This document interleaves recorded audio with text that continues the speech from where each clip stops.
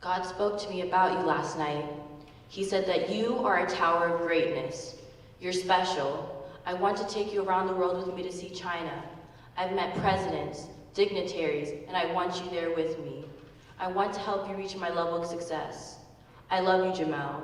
These are direct words from my dad's former religious leader who eventually molested him at the age of 17. The photo you're looking at is of Henry Porter, who's currently serving 200 years in prison for 4 decades of sexual abuse. We've all been in a situation where we want to make an awkward request, but don't know how to approach the subject naturally. So we ease into it. We start by asking how their day was and complete favors for them so they feel indebted to us. Now is the perfect opportunity for you to subtly broach the topic.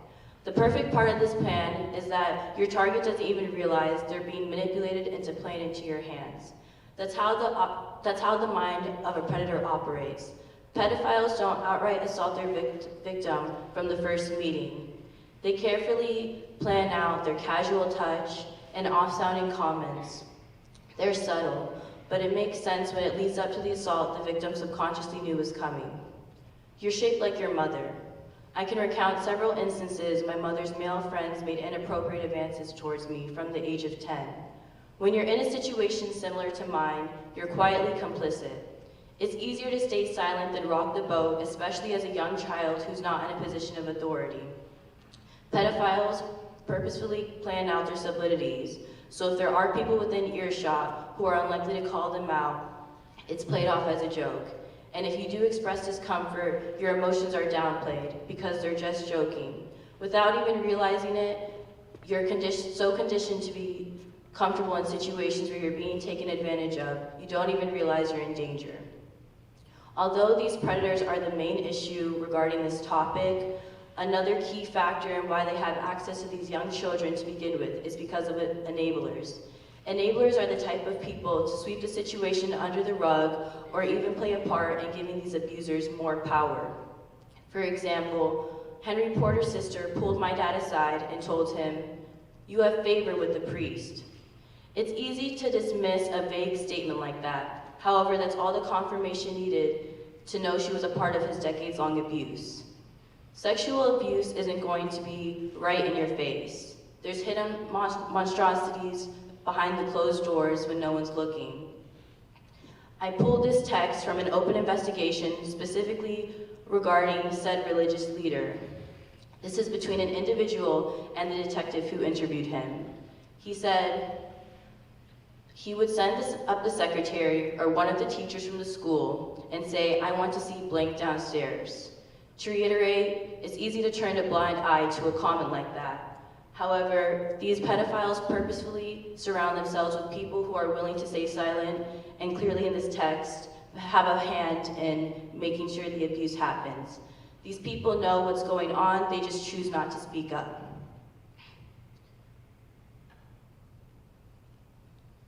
I've noticed that in all the situations where children are supposed to feel the most safe is where they're in danger and where you're going to find pedophiles thriving. This can range from the foster care system to your parents' partners. A study done by Herman Law states that the foster care system is an easy place for predators to abuse children. It's underfunded, understaffed, and often lacks the oversight necessary to prevent this abuse. Moreover, writer Peter Jancy states, the Catholic Church has faced internal issues of sexual abuse by priests and other religious leaders. In an attempt to protect the Church's reputation, efforts have been made to systematically conceal the true extent of this abuse. This is evident in the open investigation I referenced earlier, because when this brave individual came forward about the abuse that had occurred in this church, he was met with, "Your mother told me about this and I'm sorry, because I said, I don't understand why you could lie about something like this." There is a misrepresentation of what sexual abuse looks like and the type of predator. There isn't a specific look for these pedophiles. They are usually in positions of power. It can be a police officer, a judge, a lawyer, a teacher, or a CEO. It can be someone who sprinkles holy water in your face and tells you that they love you. It can be someone who comes under the pretense they want to adopt a child, then later molests or rapes them.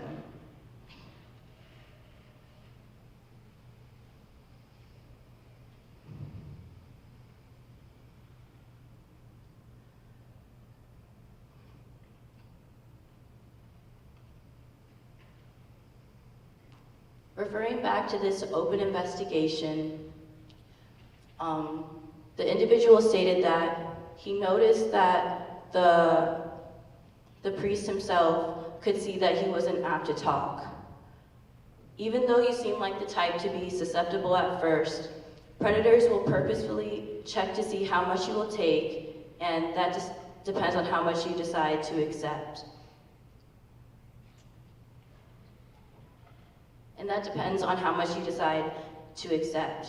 In ceramics, everyone avoids the hard clay, unmoldable and difficult to work with.